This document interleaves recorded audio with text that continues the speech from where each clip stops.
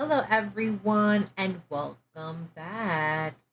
So, I've been wanting to do this video for a while now, but I was waiting for the right moment, and the right moment is now.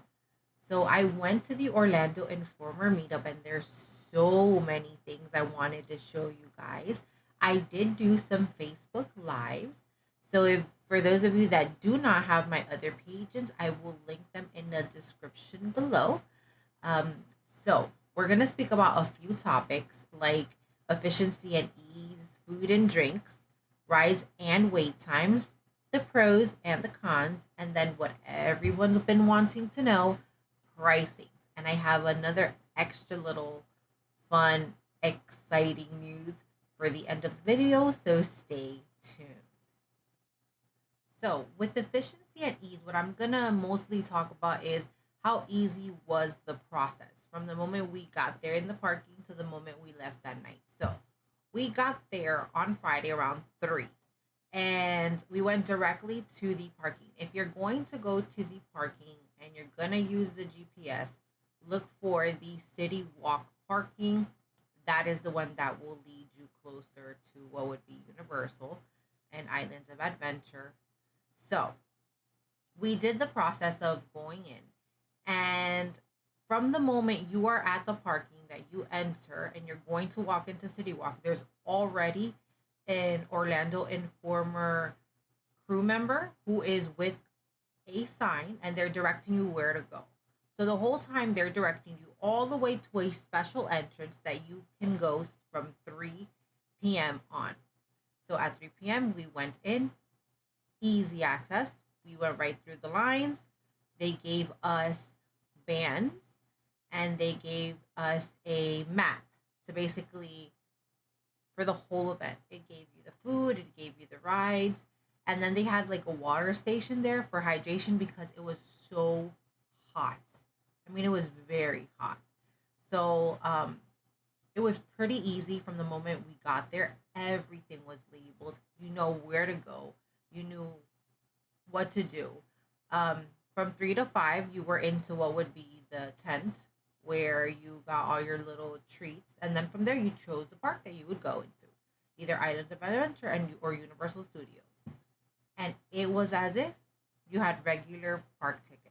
So you used the parks in and out. There was special entrances that led you from one park to the other. In Dr. Seuss Landing, that's the one where we went in through. Again, if you saw my lives, you saw that we walked right through there. And then toward the end, you just left the park as normal. They had confetti and they had some characters saying goodbye both days. So it was pretty fun. So for ease and efficiency, they were great. So now we're going to go into the food and drinks. There were so many things to eat. I went to a few places. I made a little list because there was a lot of food, and I want you guys to put together all the food we ate on both days in comparison to later the pricings. Okay, so we started off the day in the complimentary tents that we were allowed to be there from 3 to 5 because again they like all of us go in at 5 to the parks. So from 3 to 5, there was minion tots, mac and cheese, and some mini dish pizzas, and then there was pretzels. I'm gonna put the picture right here. Okay, so they were good, basic food on in all locations. They had soda, they had water, so you could always be hydrated. Now, so for the first day, we had we went to Burger Digs and we had an Angus beef burger and a brookie. So remember that one thing that I said was exceptional? This brookie. And for those that do not know what a brookie is, it's a brownie and a cookie. But oh my, this brownie, it was amazing. So much so that I went back the second day to get another one because it was so good, so good. Now, besides the brookie, That same day after I left Burger Digs, I had to go get myself a butterbeer because I could not be without one. And I got a cold butterbeer. So good. Loved it. Now, later I stopped and I went to Green Eggs and Ham and I got the buffalo chicken tots, the pizza tots, and the green eggs and ham tots. The green eggs and ham tots is basically broccoli, some mozzarella, and some little pieces of ham. And the others explain themselves. Now, they were all very, very good. Again, good. Later that night, I was so stuffed. I was so full, so full. But once you walk around and you go on the rides, you get that appetite going again. So we passed by Cafe 4 and I had a pepperoni pizza, a chicken alfredo, and a strawberry cheesecake. I was done. I didn't want to eat no more after that. So I left. Second day, we came in, went directly to Burger Digs, and I got myself another brick. Yes, they were so good. So it was more of a relaxed day. I wanted to really walk around the parks and enjoy them a little bit more because the first day we'll get to the rides, but I did so much. That first day, that second day, I just wanted to relax, maybe eat here, eat there, take a snack here, take a snack there. So in the complimentary tent, I ate a walking taco, which is basically a bag of chips with meat and a bunch of toppings, and water because I felt so dehydrated. I had to walk so much the first day. So a lot of water second day and Gatorade. Then after the Burger Digs, because again the Burger Digs was the first step after the complimentary tents. I went to the Leaky Cauldron, and I tried the English pea salad and the shepherd's pie. They were good. I would have preferred to have gone to the Three Broomsticks and gotten me some fish and chips, but I forgot. So we went to the Leaky Cauldron, and I got the shepherd's pie. Very good still. So later that night, I went to Thunder Falls Terrace, and wow, that was a lot of food. They gave us a rotisserie chicken, they gave us ribs, they gave us corn, cilantro rice, black beans, and then I think it was a key lime pie.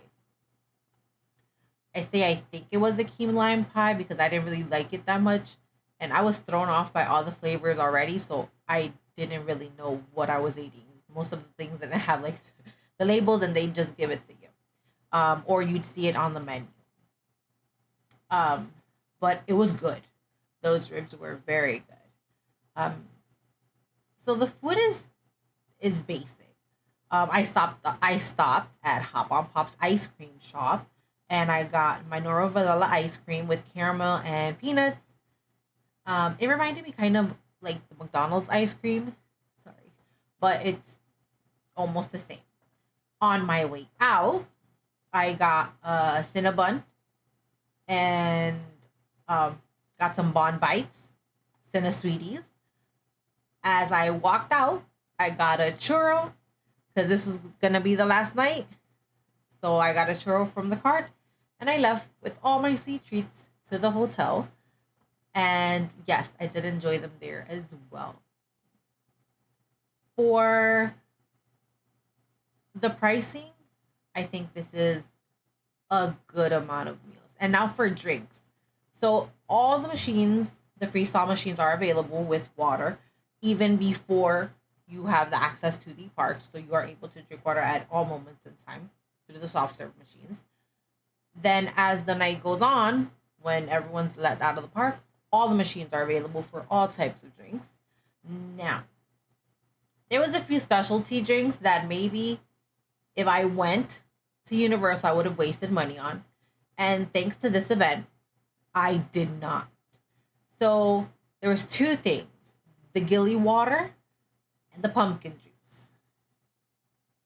The Gilly water, I personally, and for those who like Gilly Water, okay, it was horrible. It was like a minty, like medicine-y taste with, I don't know what it was. I did not like it at all. The pumpkin juice was just that. I try it once and I'm never trying it again. Wasn't horrible, but wasn't something I liked. So I would not be doing that again. And through this experience, there's a lot of locations like Burger Days that I would have never taken into consideration for any type of treat because I probably would have just walked right past it. Or I would have wasted money on Gilly Water or pumpkin juice. And with this event, it kind of saved a little bit on that for future visits, I guess. But all in all, food and drinks were great. Rides and wait times.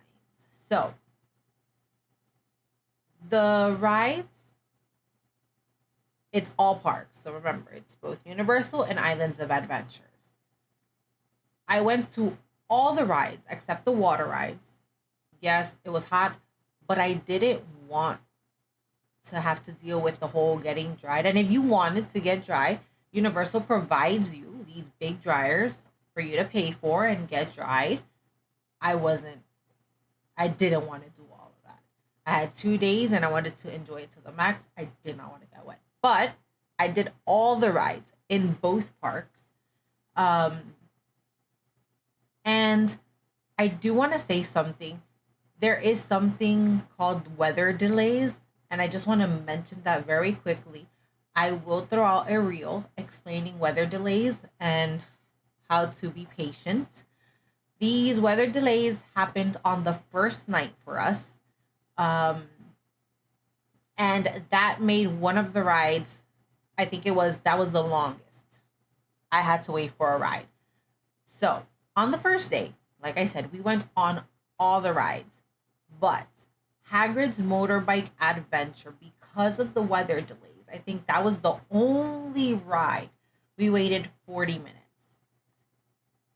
When the guests were in the park, we waited like 15 to 10 minutes on some rides, maybe 20. When they left, they were rides on, right on, right on. You did not have to make any lines. Again, unless there is weather delays, and these happen. All outdoor rides have weather delays when it's raining, so they will stop. But again, there's a whole other reel I'm going to make on that, so stay tuned. But other than that, everything was super accessible. Like if we had Express Pass, we did all the majority of the rides in Islands of Adventure and like six rides, six, five rides maybe from Universal Studios on the first day, Friday. So that's why the second day I was like, oh, we're just gonna finish the Universal rides and go back to Islands of Adventure because I like thrills and Islands of Adventure was my favorite. Now, with that being said, there was a ride that I got on, the Rip Ride Rocket, which will no longer exist, and I understand why. My back, after I got out of that ride, wow. But in contrast to that bad ride, I give that 1 out of 10. The Velocicoaster. That ride, 10 out of 10. My favorite. Hands down, one of the best rides I've been on. So if you haven't rode it, ride it. Um, I like thrills, and that is a very thrilling roller coaster. Kind of scared roller coaster that don't tie you up top, but it's completely worth it. It is smooth. It is fun. So rides, amazing. With just the rides alone and the time we spent doing everything the first day, completely worth it. So the pros and cons. I made a little list. So let's go down. Let's go to the pros. All the food is included. So everything you eat is already included in the ticket. Minimal to no wait times. So you have basically no wait times at all. Ride ons. You get to try things otherwise you would not spend money on in fear it tastes bad, like my experience with the Gilly water. And it's an easy process from start to finish. And the Orlando Informer does a great job in keeping you updated. And people who know that I like planning things, it's a breath of fresh air when there's other people who understand that hey, there are some people who need this information because they like to plan ahead. And I am a planner. I like to plan my trips. So it was a very easy process from start to finish. They made everything very easy. So my cons. There was one thing that I wish they had that they did not have is no picture access for the rides. So basically all the rides I went on, I couldn't get the pictures. And that kind of sucks because I would love to be able to purchase the pictures if I had to. Um, because since you're alone, you get to do these crazy poses. You get to sit up front, and it's it would be pretty cool to be able to take these pictures with. Maybe that they have. I don't know if they want to have a little Orlando Informer logo on the bottom. Whatever. I don't mind if they tweak the pictures to make it seem because it's the Orlando Informer, but you're still on the ride. So I think that's something that kind of that's a con for me. Um, the footage average. So it has a plus and a con, the food, because it's good that there's all types of food for every type of eater, picky eaters, vegetarians, people with allergies. So they cater to everyone, but it's just basic, except that brookie. I'm sorry, that brookie was wow. But um, it's just normal food, I guess. I really don't have any more cons. I think my biggest con was the fact that I couldn't take the pictures or I couldn't take the pictures with me. Because pictures I took so many pictures here. I'm gonna give you a few. I took a lot of pictures because you had space. You can take pictures and video of locations that sometimes you'd have so many people there at the same time and they're not as isolated. So I took a lot of pictures. Um, so with all of this being said, would I go again? I would definitely go again. Definitely go again. And I'd take my family. I wouldn't advise a family with a lot of small kiddos. It could be fun if you don't care for bigger rides, if you're not into the thrills, if you don't have older children. Because what they have for little ones is very limited because DreamWorks Land is it's limited to children or it's not limited because adults can go. It's just more for kids.